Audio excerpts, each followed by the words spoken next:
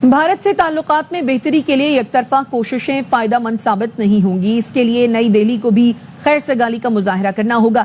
नायब वज़ीर-ए-आज़म इसाक डार कहते हैं पाकिस्तान की सिफारती तन्हाई खत्म हो गई, पड़ोसी मुल्कों से अच्छे ताल्लुकात चाहते हैं। आई थिंक ये वन वे नहीं हो सकता कि हम तो सब कुछ कर दें, तो अगर गुडविल उधर से होगी और हम भी तैयार हैं। On the question of the comments made by the Pakistani Deputy Prime Minister and Foreign Minister, there I would like to refer to Tango.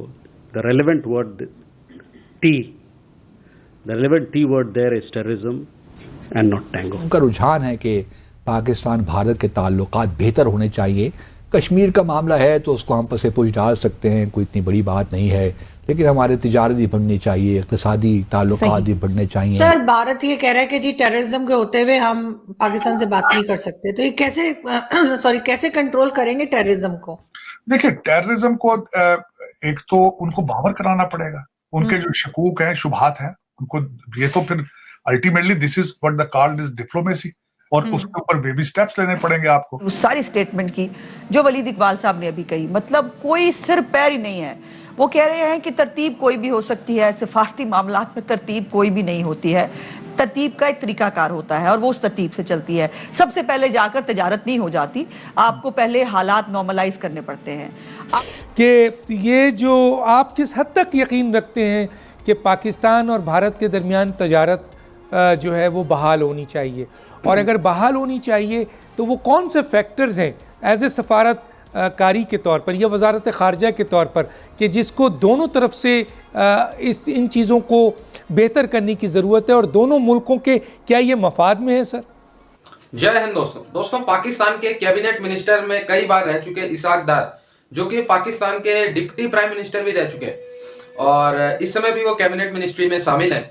उन्होंने एक बार फिर से भारत से रिक्वेस्ट की कि हमारे ऊपर जो हमारे बड़े बड़े बिजनेसमैन हैं वो बड़ा प्रेशर बना रहे हैं।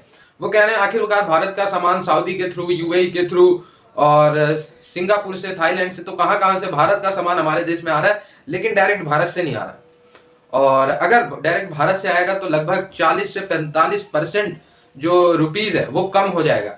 यानी अगर भारत का सामान सऊदी के थ्रू, यूएई के थ्रू हमारे देश में 100 करोड़ का आ रहा है, लेकिन अगर भारत हमें डायरेक्ट भेजेगा तो वो 50 से 60 करोड़ में ही काम हो जाएगा। तो इसलिए उन्होंने भारत को ऑफर दिया कि आए, भारत के साथ हम मिलकर काम करना चाहते हैं, भारत हमारे साथ टेबल पे बैठे, हमसे बातचीत करे, और अगर भारत ऐसा करता है तो सिर्फ हमें ही फायदा नहीं होगा, भारत को ही फायदा होगा। तो भाई आप भारत के फायदे की बात करना छोड़ दो। भारत अपना फायदा बिना पाकिस्तान के भी निकालने में समर्थ है और भारत ने ये करके दिखा दिया। तो भारत के फायदे की दिक्कत मत लो भाई आप, इसाक डार साहब, ठीक है? आप अपने फायदे के बारे में सोचो, जिहाद के बारे में। फिलहाल पाकिस्तान कर्ज में डूबा हुआ है। आर्थिक तंगी ने पाकिस्तानी आवाम का जीना मुहाल कर दिया है। ऐसे में अब पाकिस्तान बिलख रहा है, हिंदुस्तान से अच्छे संबंध बनाने की गुहार लगा रहा है, टर्म्स बेहतर करना चाह रहे हैं भारत के साथ, लेकिन इधर दूसरी तरफ तो सुनने को कोई तैयार नहीं है, इधर टीटीपी वाले और अफगानिस्तान में। बेशक इसमें कोई बात, लेकिन देखें, चाहे जिस तरह की भी अदम एतमादी हो, लेकिन आपको विंडो खुली रखनी पड़ेगी, बातचीत तो करनी पड़ेगी आपको, जरूरत, क्योंकि आपकी जरूरत है ये, और मेरे ख्याल में इस वक्त अशद जरूरत है इसकी। चाइना को भी जो प्रोजेक्ट छोड़ के गए हैं उनको भी एतमाद में लेना पड़ेगा।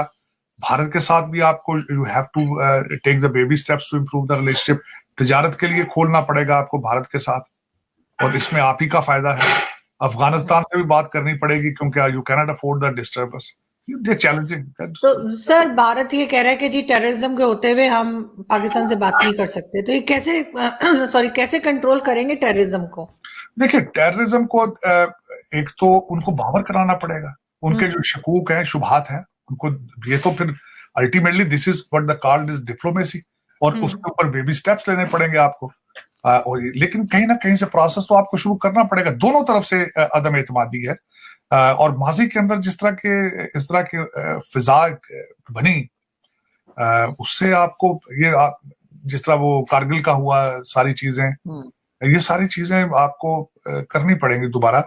लेकिन वो बार बार उनका जो उनकी तरफ जो चैलेंज आ रहा है वो ये नहीं है। उनका चैलेंज ये है कि वो डील करना चाहते हैं सिविल गवर्नमेंट के साथ, वो आर्मी के साथ डील नहीं करना चाहते।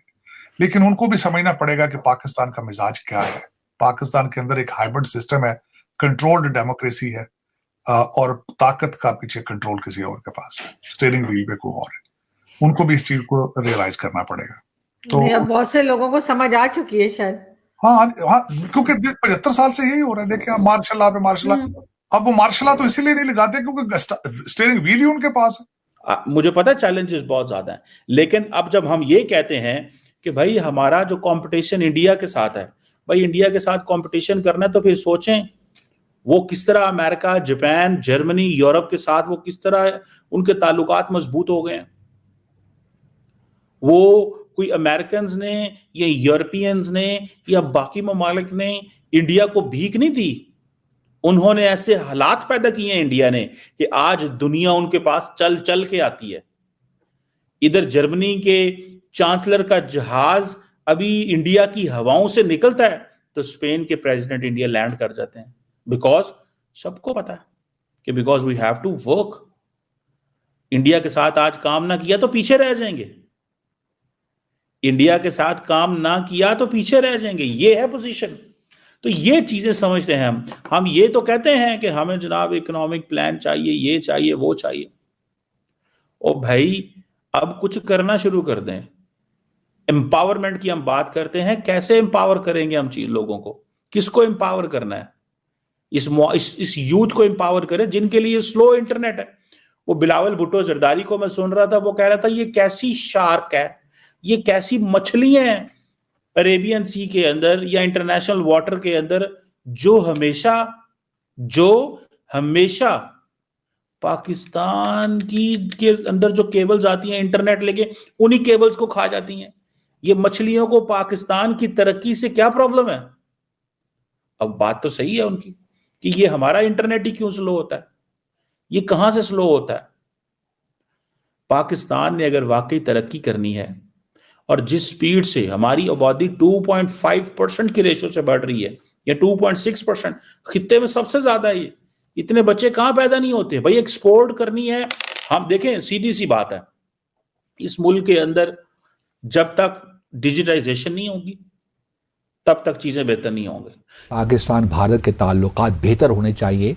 कश्मीर का मामला है तो उसको हम पसे पूछ डाल सकते हैं, कोई इतनी बड़ी बात नहीं है, लेकिन हमारे तिजारत भी बढ़नी चाहिए, इक़्तिसादी ताल्लुकात भी बढ़ने चाहिए, बॉलीवुड की फिल्में भी आनी चाहिए ताकि हम महसूस हों, गाने शाने सुने और बाकी भी काम जो होते हैं वो करें।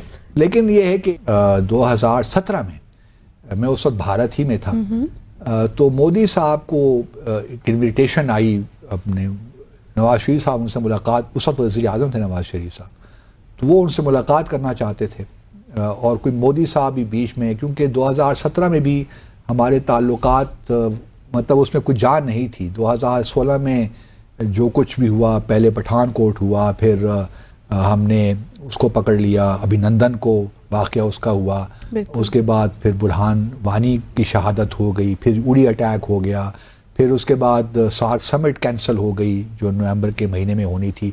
तो काफ़ी टेंशन थी 2016 में। तो इनकी ख्वाहिश थी नवाज शरीफ साहब की और मोदी साहब की किस तरीके से आइस को ब्रेक किया जाए। तो उसी कॉन्टेक्स्ट में मोदी साहब ने सज्जन जिंदाल को पाकिस्तान भिजवाया। सही। अच्छा, वो मेरे पास आ गए, उनके पासपोर्ट्स, उनके सेक्रेटरी वगैरह लेकर हाई कमीशन आ गए कि जी वीज़े दीजिए। तो मुझे फ़ॉरेन ऑफिस से आया कि जी इनको आप सिर्फ लाहौर और जाना इस्लामाबाद था, इन्होंने नहीं लाहौर जाना था, लेकिन उन्होंने कहा इस्लामाबाद और लाहौर दोनों के इनको वीज़े दे दीजिए। तो हमने इनको और उनके जो साथी साथ है स्टाफ के लोगों को वीज़ा इशू कर दिए।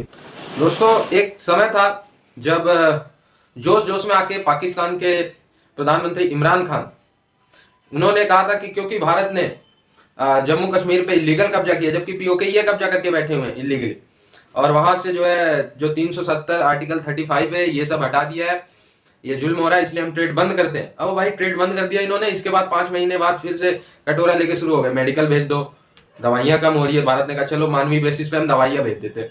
भारत ने उस समय दवाई के लिए मना नहीं किया। 5 महीने बाद इन्होंने कहा हमें दवाई चाहिए, भारत ने कहा ठीक है, ह्यूमैनिटी स्तर पे हम तुम्हें दवाई देंगे, लेकिन दवाई के अलावा कोई चीज हम तुम्हें नहीं देंगे। आज के डेट में भी भारत और पाकिस्तान के बीच फार्मास्यूटिकल जो ट्रेड है दवाइयों का, ये सबसे ज्यादा होता है, क्योंकि भारत ने मानवीय आधार पे ये ट्रेड अभी भी चालू रखा है।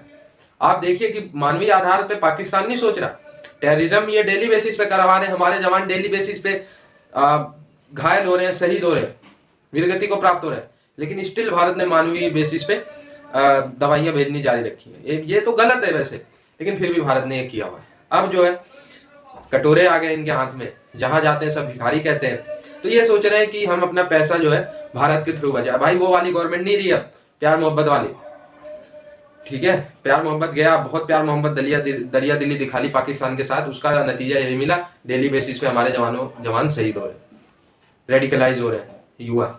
तो इसलिए ट्रेड बंद है। जो तुम्हें कहते हैं कई पाकिस्तानी इंटरव्यू में ही आते हैं कि हम तो ला इलाहा इल्लल्लाह के बेस पे बने हैं, तो हमें तो कोई हरा ही नहीं सकता, साजिश करते रहेगी पूरी दुनिया, लेकिन अंत में जीतेंगे हम ही। तो जीत जाओ भाई तुम।